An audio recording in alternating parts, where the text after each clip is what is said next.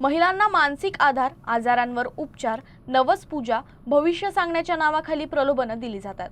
अशा बाबांकडून महिलांचं केवळ आर्थिकच नव्हे तर शारीरिक शोषणही मोठ्या प्रमाणात होतं। अज्ञान, भीती आणि श्रद्धेचा गैरफायदा घेत महिलांना गुलाम बनवले जाते। यामुळे खरात प्रकरणावर बुवा तिथं बाया असा घणाघात आरोप श्याम मानव यांनी अकोल्यात आयोजित बुवाबाजी विरोधी परिषदेत केला।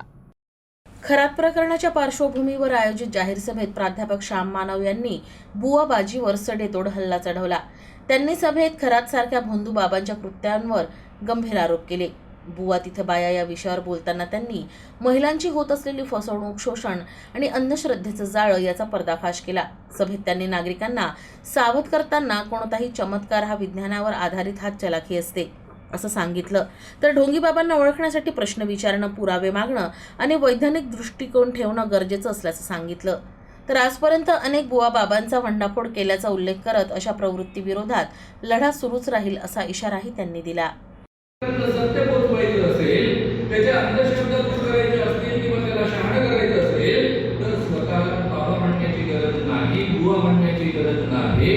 आणि त्यामुळे जो कोणी स्वतःला बाबा म्हणून घेतो, बुवा म्हणून घेतो, स्वतःमध्ये काहीतरी विशेषत्व असं सांगतो, ते सारेच्या सारे बदमाशच असतात।